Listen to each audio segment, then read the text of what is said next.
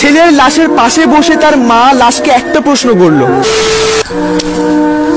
ছেলেটা দুটো চোখ লাল টসটস করছে, পানি খাচ্ছিল, পানিটা গলায় আটকে যাচ্ছিল, পানি গিলতে পারছিল না। মা ছেলের এই অবস্থা দেখে ছেলেকে জিজ্ঞেস করে, কি রে বাবা, তোর কি কোনো সমস্যা, ডিপ্রেশনে আছিস নাকি? মায়ের কথা শুনে ছেলেটা বলে, না মা, কোনো প্রবলেমের মধ্যে নেই, কোনো ডিপ্রেশনের মধ্যে নেই। আসলে কি হয়েছে, পিকনিক হচ্ছিল তো, তাই দুটো রাত জেগে অনেক আনন্দ করেছিলাম, এই জন্য চোখটা লাল হয়ে আছে। কিন্তু ছেলেটা তার মাকে কিভাবে বোঝাবে যে ছেলেটা প্রতিটা রাত মৃত্যুর সাথে লড়াই করছে? আসলে কি হয়েছে, ছেলেটা একটা মেয়েকে ভালোবাসে, আর খুব ভালোবাসে। মেয়েটাও ছেলেটাকে ভালোবাসে। ছেলেটা ভালোবাসার এমন পর্যায়ে চলে গেছে, সে তার ভালোবাসাকে নিয়ে অহংকার করা শুরু করে দিয়েছিল। ছেলেটা তার বন্ধু বান্ধব, আত্মীয় স্বজন, পাড়াপড়শি, বড় ভাই ব্রাদার সবার কাছে যে তার ভালোবাসার কথা বলতো, আর বলতো সে যে মেয়েটাকে ভালোবাসে সেই মেয়েটা কখনো তাকে ছেড়ে যাবে না, কোনো দিনও তাকে ছেড়ে যাবে না। তারপর ছেলেটা যে মেয়েটাকে ভালোবাসতো, সেই মেয়েটা মাঝে মাঝে মজা করে ছেলেকে বলতো, আচ্ছা আমাকে যদি কেউ কখনো স্পর্শ করে তাহলে তোমার কেমন লাগবে? ছেলেটা কোনো কথা চিন্তা না করে বলে ফেলতো, আমি মরে যাব।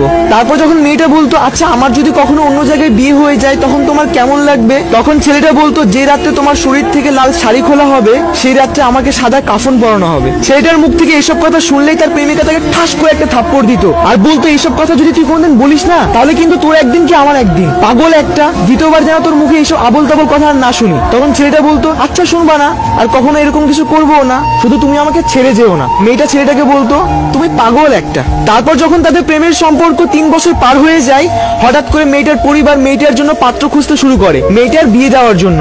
আর এইসব কথা শোনার পর ছেলেটা ছটফট করা শুরু করে দিল।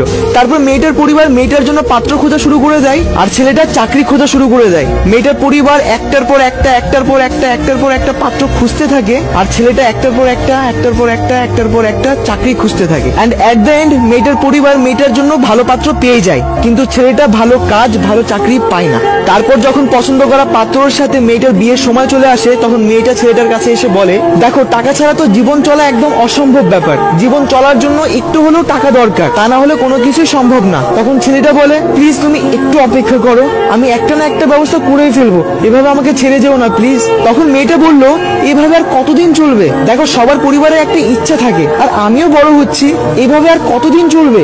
তখন ছেলেটা বারবার রিকোয়েস্ট করে কান্না করে বলল, প্লিজ ছেড়ে যেও না, একটা না একটা ব্যবস্থা করে ফেলবো, একটু অপেক্ষা করো, একটু ধৈর্য ধরো। কিন্তু মেয়েটা ধৈর্য ধরে না, তার পরিবারের পছন্দের পাত্রর সাথে বিয়েতে রাজি হয়ে যায়। তারপর বিয়ের ডেট তারিখ ঠিক হলো, বিয়ের দিন চলে আসলো। যে রাত্রে মেয়েটাকে হলুদ শাড়ি পরানো হয়, সেই রাত্রে ছেলেটা নানান রকম নেশা করতে ব্যস্ত। দেন বিয়ে করার পর মেয়েটা তার স্বামীর বাড়ি চলে যায়, আর সেই রাত্রে ছেলেটা ফেসবুকে একটা স্ট্যাটাস দেয়। স্ট্যাটাসটা হলো, অহংকার করে বলেছিলাম সে কখনো আমাকে ছেড়ে যাবে না, সময়ের ব্যবধানে বুঝলাম অহংকার পতনের মূল। আর এইটাই ছিল ছেলেটার লাস্ট ফেসবুক স্ট্যাটাস, আর হয়তোবা লাস্ট মনের কথা। তারপর সেই রাত্রে মেয়েটার শরীর থেকে লাল শাড়ি খোলা হচ্ছিল, আর ছেলেটাকে সাদা কাফনে মোড়ানো হচ্ছিল। তার মানে ছেলেটা মরে গেছিল, সুসাইড করে ফেলেছিল। তারপর সকাল হয়, হাজারো মানুষের ভিড়। ছেলেটার লাশের পাশে বসে তার মা চিৎকার করে কান্না করছিল। আর ছেলেটার লাশের দিকে তাকিয়ে তার মা ছেলেটাকে একটা প্রশ্ন করলো, কি ছিল 3 বছরের ভালোবাসায় যে 22 বছরের ভালোবাসাকে ভুলে গেলি? তারপর হয়তো ছেলেটার পরকালের হিসাব শুরু হয়ে গেল। তার মা কান্না করছিল, আর যার জন্য মারা গেল সে তার হাজবেন্ডের জন্য হানিমুনে চলে গেল। বাহ, क्या बात है। যারা শুনছো তাদের সবাইকে বলছি, এগুলোকে ভালোবাসা না, এগুলোকে জিদ বলা হয়। So guys, if you like this video,